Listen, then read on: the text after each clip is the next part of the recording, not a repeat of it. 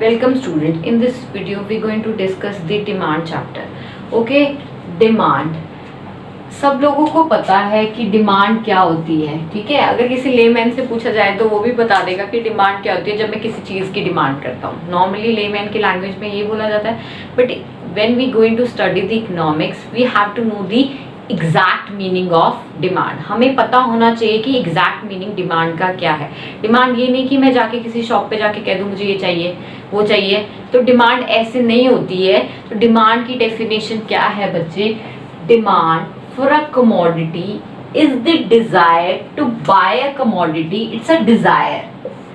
First, what we call desire to buy a commodity backed with sufficient purchasing power and the willingness. अगर आपकी कोई desire है, for example, when the beggar say that कि I want to buy a Mercedes, but he has no purchasing capacity, he has no money to buy a Mercedes. तो it mean वो क्या है? It's only desire. Demand थोड़ा ना हो गई, वो तो सिर्फ डिजायर है कि एक बेगर को मर्सिडीज खरीदनी है but he don't have money, उसके पास पैसा नहीं है, तो वो क्या है? It's only a desire. But after some time उसी बेगर की कोई लॉटरी निकल जाती है, then he has a money, then this desire convert into demand because now he has proper purchasing capacity to buy a Mercedes. This is what we call demand. और वो willing भी है। willing means वो चाहता है spend करना पैसा Mercedes के ऊपर। ऐसा भी नहीं होता कि if you have money but you don't want to spend on Mercedes, आप अपना बैंक में रखना चाहते हो पैसा, तब भी वो डिमांड नहीं होती। डिमांड कब बनती है बच्चे? when you have desire, proper sufficient purchasing capacity and willingness to spend. When three terms like desire plus purchasing capacity plus willingness, when three terms join together it creates demand. ये demand को बनाती है। Dzire होनी चाहिए किसी चीज के लिए, परचेजिंग कैपेसिटी भी होनी चाहिए एंड विलिंगनेस भी होनी चाहिए, तब आपकी डिमांड बनती है। ये चैप्टर भी आपका बहुत इंपॉर्टेंट है बच्चे, for exam point of view और फॉर योर लाइक नॉर्मली आप लोगों को जनरल लाइफ, अब आपकी प्रैक्टिकली लाइफ में देखा जाए तो आपको इन चीजों की नॉलेज होनी चाहिए, ठीक है। Now we going to discuss the determinants of demand. This is very important बच्चे कि डिमांड किस चीजों के ऊपर डिपेंड करती है। What factors effect demand when demand increases और डिक्रीजेस, जब डिमांड घटती है और बढ़ती है, कौन से फैक्टरों की वजह से? सबसे पहले we have a price of date.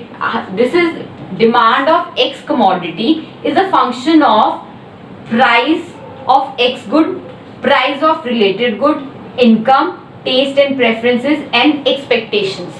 First is the price of on good.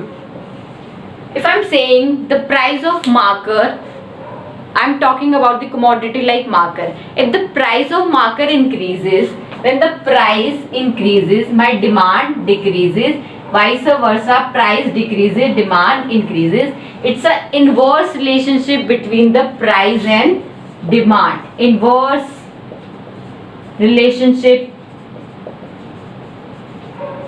between price and demand. Demand and price के बीच में इनवर्स रिलेशनशिप होता है। अगर प्राइस बढ़ता है तो डिमांड कम हो जाती है, अगर प्राइस कम होता है तो डिमांड इंक्रीज हो जाती है। That's what we call inverse relationship between the price and demand. Okay, सबसे पहला क्या फैक्टर रहेगा, कौन सा डिटरमिन रहेगा कि खुद का प्राइस अगर इंक्रीज डिक्रीज होता है तो डिमांड भी इंक्रीज डिक्रीज होगी। Now we have price of related good. We have two types of related goods, substitute goods and complementary goods. Complementary goods. Substitute goods क्या होते हैं बच्चे? For example substitutes are those good which are use for one place to another. एक दूसरे की place पे जो goods use हो जाते हैं उसे what we call substitute goods. For example, tea and coffee both are the substitute of each other. Coca-Cola and Mirinda, Coca-Cola and Pepsi, all are the substitutes. Like you can say, or you can say ink pen and ball pen are the substitute of each other. ये क्या है? Substitute goods हैं. Now the complementary goods are those goods which complete each other. For example, car and petrol, we have example of like refill and pen. Without car, petrol is like no usage, and without petrol, car has no usage. तो ये चीजें आप लोगों को ध्यान रखनी है. What do you mean by substitute goods and what do you mean by complementary goods? तो ये दोनों गुड्स भी क्या इफेक्ट करते हैं? डिमांड को इफेक्ट करते हैं इंक्रीज या डिक्रीज होने में. वो मैं आपको लेटर ऑन समझाऊंगी. अब आपका थर्ड आता है income. Income of the consumer. बच्चे, अगर किसी कंज्यूमर की इनकम इंक्रीज हो जाती है तो डिमांड इंक्रीज हो जाती है. अगर किसी कंज्यूमर की इनकम डिक्रीज हो जाती है तो डिमांड डिक्रीज हो जाती है. तो डिमांड भी एक ऐसा फैक्टर है जो डिमांड को इंक्रीज या डिक्रीज करने के लिए रिस्पॉन्सिबल है. Now we have test. Like बच्चे, अब आपका टेस्ट चेंज हो गया रिगार्डिंग एनी गुड. आपको लगता है कि अब now this is not my test, तो आप उसको नहीं बाय करोगे, तो उसकी डिमांड कम हो जाएगी. अगर आपका टेस्ट और अच्छा हो गया, उसके लिए आपको और वो चीज पसंद आने लगी, तो उसके लिए डिमांड आपकी इंक्रीज हो जाएगी. तो टेस्ट भी आपका इफेक्ट करता है. Now the